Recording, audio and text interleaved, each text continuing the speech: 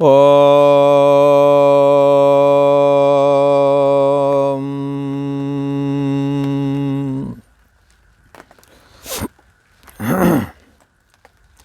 श्री योग वासिष्ठ के उत्पत्ति प्रकरण में श्री वशिष्ठ जी महाराज बोले, हे राम जी, यह जो चित्त है इसको जड़ भी नहीं कह सकते और चेतन भी नहीं कह सकते। चेतन इसलिए नहीं कह सकते क्योंकि समस्त संपूर्ण चेतन, हर समय रहने वाला और हर समय और हर जगह रहने वाला चेतन तो एक ही है। और उस चेतन में मुख्य चेतन अर्थ का अर्थ घटत मुख्य चेतन करके उसी को कहा जाता है। और ये जो मन को चेतन कहते हैं, ये उसी की चैतन्यता जब मन में आ जाती है। कैसे? प्रतिबिंब के थ्रू। जैसे तुम्हारे गर्दन वाला मुख जब दर्पण में आ जाता है तो दर्पण में भी वैसा ही चेहरा दिखता है जैसा गर्दन ऊपर है। ऐसे ही ये चैतन्य जो ये चित्त है, जब चेतन आत्मा का, ब्रह्म का जब प्रतिबिंब इस पर पड़ता है तो ये जड़ मन भी चेतन जैसा हो जाता है। परंतु ये चेतना कैसी है? ये चेतना हर समय नहीं रहती है। जैसे कि अभी है, सोने के बाद में नहीं रहेगी। इसलिए चित्त को चेतन नहीं कह सकते और जड़ भी नहीं कह सकते, क्योंकि जड़ अपने को भी नहीं जानता, दूसरे को भी नहीं जानता। परंतु मन पर जब वो ब्रह्म चेतना का प्रतिबिंब प्रतिबिंबित होता है तब मन चेतन हो जाता है और मैं हूँ ऐसा कहने में समर्थ होता है। फिर तो उस चेतन मन ने फाइटर और कंप्यूटर जैसे आविष्कार भी किए हैं। परंतु ये मन अभी है और मैं हूँ करके लगता है और सब कुछ जगत व्यवहार को जान रहा है।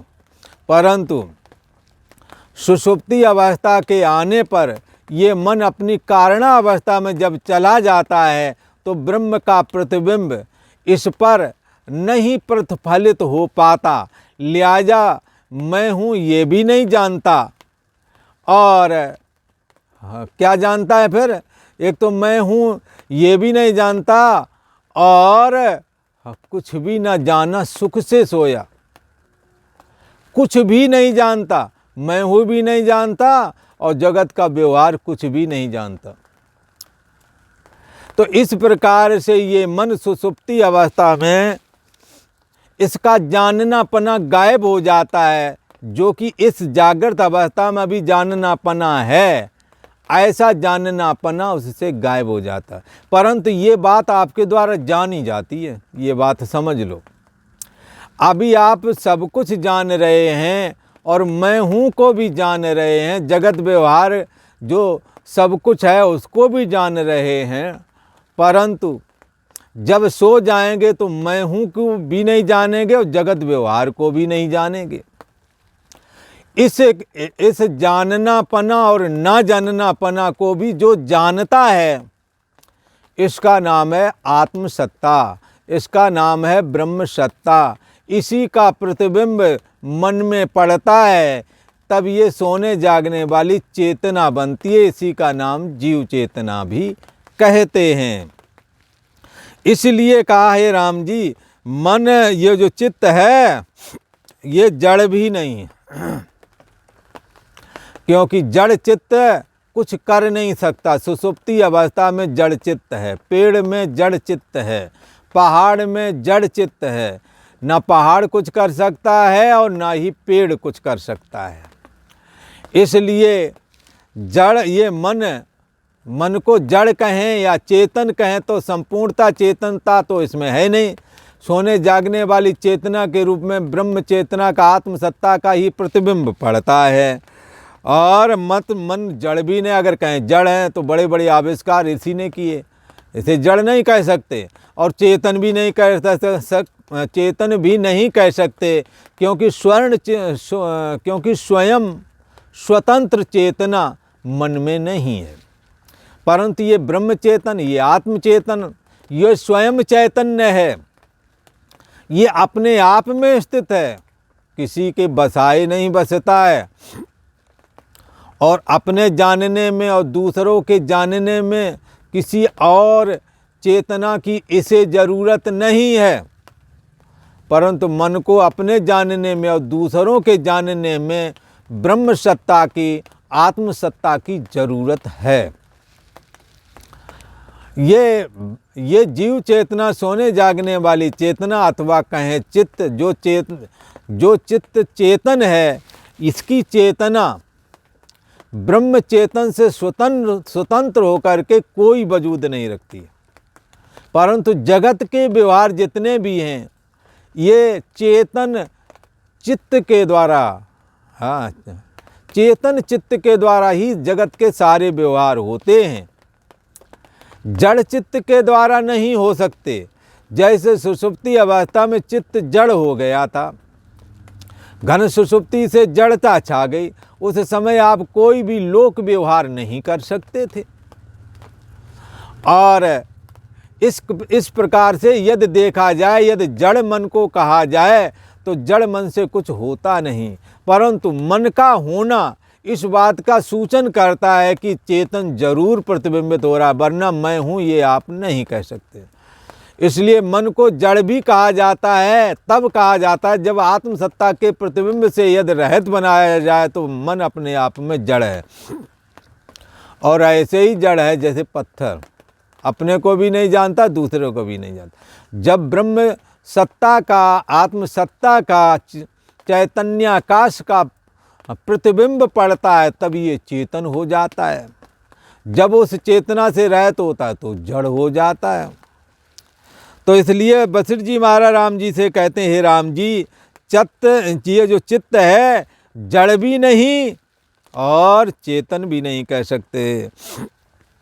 परंतु राम जी देखो तो सही, ये इतना बड़ा भूताकाश उस चित्ताकाश से ही उत्पन्न हुआ है, चित्त से ही उपजता है। हे राम जी, ये तीनों आकाश, कौन कौन से आकाश? भूताकाश, बाहर बाड़ा। भूताकाश स्थित है तुम्हारे चित्त के ऊपर, इसलिए चित्ताकाश ये तुम्हारे चित्त को बोलते हैं। और चित्त तुम्हारा किस पर स्थित है? यो चित्तः परतस्तु सः, जो चित्त से परे है वो है आत्मसत्ता, उसी को चिदाकाश भी बोलते हैं। भूताकाश तो चित्ताकाश के आश्रय में है और चित्ताकाश चिदाकाश के आश्रय में है, जिसको आत्मसत्ता भी बोलते हैं। तो इसी प्रकार से व्यवहारिक सत्ता, प्रातिभाषिक सत्ता और पारमार्थ सत्ता करके भी बोला जाता है। जागृत अवस्था का जो भी कारोबार है, जो भी व्यवहार है, उसको व्यवहार सत्ता बोला जाता है, व्यवहारिक सत। और स्वप्ने वाला जो जगत है वो स्वप्नकालीन सत अर्थात प्रातिभाषिक सत कहलाता है। और जब ये दोनों जिसके आश्रय से फुरते हैं, वो चैतन्य सत्ता, वो ब्रह्म सत्ता पारमार्थिक सत कहलाता है। इसलिए व्यवहारिक सत्ता, प्रातिभाषिक सत्ता और व्यवहारिक सत्ता, प्रातिभाषिक सत्ता और परमार्थ सत्ता, तीन प्रकार की सत्ताएं होती हैं। प्रातिभाषिक सत्ता स्वप्न की है, व्यवहारिक सत्ता जागृत जगत की है, परंतु परमार्थ सत्ता सदा रहती है। व्यवहारिक सत्ता, प्रातिभाषिक सत्ता थोड़े समय के बाद में खत्म हो जाती है, व्यवहारिक सत्ता भी खत्म हो जाती है, परंतु परमार्थ सत्ता का कभी अंत नहीं आता। राम वशिष्ठ जी महाराज कहते हैं, हे राम जी, ये तीनों आकाश भी अज्ञानी के विषय हैं, अज्ञानी के लिए कहे गए हैं। ज्ञानी तो ब्रह्म चेतन में स्थित है, ज्ञानी के लिए ये आकाश नहीं, ज्ञानी तो ब्रह्मैव में मतम, ज्ञानी तो ब्रह्म ही है, ज्ञानी तो आत्मा ही है। ऐसा समझ के चलना चाहिए। ज्ञानवान तीन आकाश अज्ञानी के उपदेश के निमित्त कहते हैं। ज्ञानवान तो ज्ञानवान को एक पर ब्रह्म पूर्ण आकाश पूर्ण जो ब्रह्म है, ज्ञानवान को एक पर ब्रह्म पूर्ण सर्व कल्पना से रहित भाषित होता है। द्वैत और अद्वैत शब्द भी उपदेश के निमित्त हैं राम जी, प्रबोध का विषय कोई नहीं है। द्वैत अद्वैत शब्द भी उपदेश के लिए कल्पना किए हैं। शुद्ध चैतन्य ही हर जगह है। ज्ञान कराने के लिए इन सब का कथन किया जाता है, प्रबोध का विषय कोई नहीं है। हे राम जी, जब तुम प्रबोध आत्मा नहीं हुए, जब तुम प्रबोध आत्मा नहीं हुए हो तब तक मैं तीन आकाश के विषय में ही कहूँगा समझाने के निमित्त। वास्तव में कोई कल्पना नहीं। जैसे दावाग्नि लगने से वन जलकर शून्य हो जाता है, तैसे ही ज्ञानाग्नि से जला हुआ ये चित्त भुंज जाता है और पुनर्जन्म लेने के काबिल नहीं रह जाता है। ज्ञानाग्नि से जला हुआ ये चित्ताकाश और भूताकाश चिदाकाश में लीन हो जाता है, चिदाकाश में शून्यता रूप हो जाता है, चिदाकाश में खो जाता है। इसलिए यहाँ का ज्ञान अग्नि से जला हुआ चित्ताकाश और भूताकाश चिदाकाश में शून्य कल्पना भास से शून्य रूप हो जाता है। मलिन चैतन्य जो चैत्यता को प्राप्त होता है, इससे यह जगत भाषित होता है। मलिन चैतन्य कौन है? जो विषयाभिमुख हो गया है, विषयों की ओर जाने वाली चेतना मलिन चैतन्य कहलाती है। इससे यह जगत भाषित होता है सोने जागने वाली चेतना से।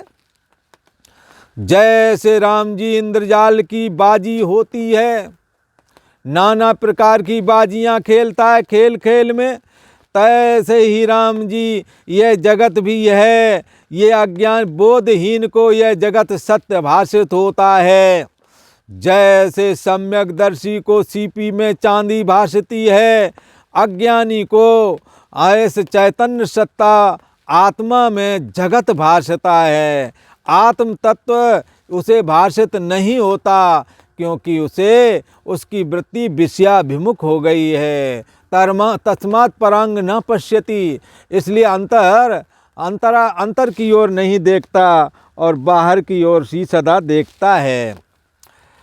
जैसे इंद्रजाल की बाजी होती है, तैसे ही राम जी यह जगत है। बोधहीन को यह जगत भासता है, और जैसे सम्यकदर्शी को सीपी में चांदी ही भाषित होती है ना, सीपी में रूपा भासता है यानी चांदी भाषित होता है।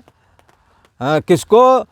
असम्यकदर्शी, जिसको यथार्थ ज्ञान नहीं है, उसको सीपी में भी चांदी भाषित होती है। तैसे अज्ञानी को आत्म तत्व तो दिखाई नहीं पड़ता। आत्म तत्व की जगह ये जगत ही उसे भाषित होता है। आत्मा में आत्म तत्व से भाषित नहीं होता है। हे राम जी, जब दृश्य भ्रम नष्ट हो जावे तब ही ये जीव मुक्त होता है, अन्यथा पुनरप जननम पुनरप मरणम में फंसा रहता है। इति श्री योग वशिष्ठ उत्पत्ति प्रकरणे चिदाकाश महात्म वर्णन नाम 73तमः सर्गः। हरि ओम।